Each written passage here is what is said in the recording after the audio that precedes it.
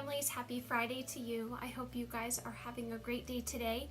Just wanted to send out your Friday updates and draw attention to some important things coming up.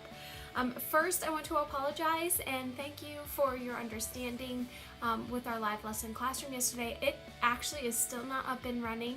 I was trying to be proactive on Wednesday night and I loaded everything I needed into my breakout rooms, and basically it's eating up the server. So my live lesson room is crashed. Tech support is working on it and hopefully we will be good to go for Monday. If for some reason that were to be the case, just keep an eye on webmails. I'm confident that we'll be back on Monday, but if need be, I will direct the students to other teachers for their live lessons, but I'm hopeful that we'll be up and ready to go on Monday. So thank you for being flexible yesterday.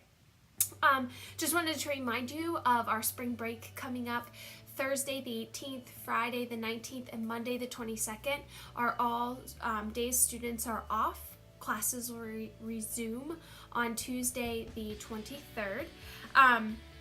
And so I need to then tie this in that if your student has some overdue lessons, I would honestly say if your student's looking at 10 or overdue lessons, this would be a great time for your student to knock those out. On our spring break days, there are no lessons on their planners, and so they're free to work kind of as they need to get things caught up. So with as stinky as it is, do try to carve out some time and make use of our spring break to try to get everyone can get caught up, and we start after Easter to finish out the school year with no overdue lessons, fingers crossed. There are only 35 days left of the school year, so it is massively crunch time. There are weeks of PSSAs coming up and keystones and things like that, so it is really important. While we aren't, as second graders, taking those tests, perhaps you have a child who is, and you'll be escorting them to testing and things like that.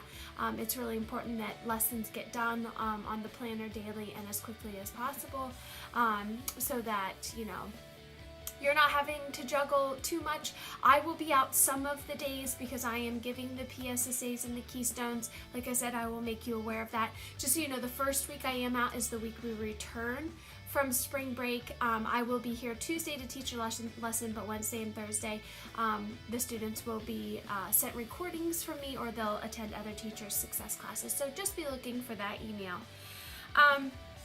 The other thing is a reminder, if your child has not completed the Easy CBM, please make sure that is done by the end of the day today. It's not that it's going to close and they won't be able to do it. It's just, it helps me. Right now we only have 10 students.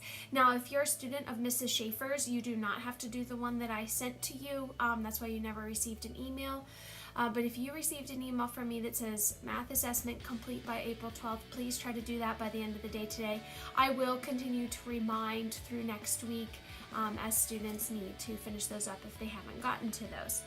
The last thing I wanted to talk about really quickly is the portfolios that are coming up. Some students have portfolios starting today, and they have 2 days to do them, so like today and Monday. The one science portfolio kind of spans both days.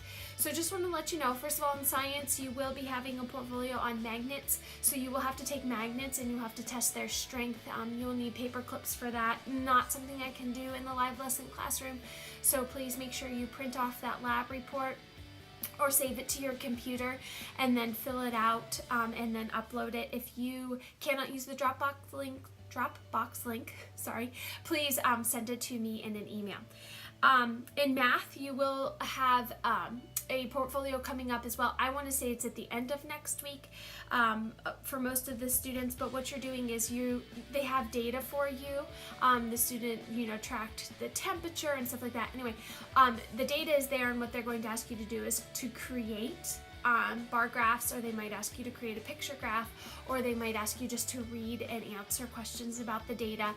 So be looking for that. It is not a difficult portfolio, but do make sure that it gets submitted. Portfolios are about 20% of our overall grade, and so if we have zeros for those because they weren't submitted, it will significantly drop the grade.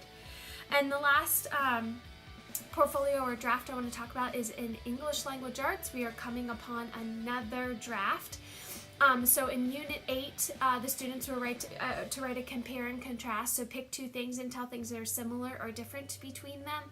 And then in Unit 10, a final copy. The one coming up is a research paper. So the students need to pick a topic and they need to research it and they need to write information on it and send it to me.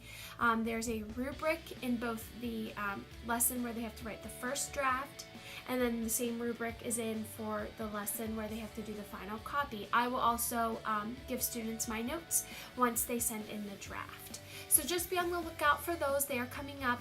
Please remember, if you have not filled out your intent to return in your data view, please be sure to do that. May 3rd is the deadline for that. We hope that everyone is choosing to join REACH again.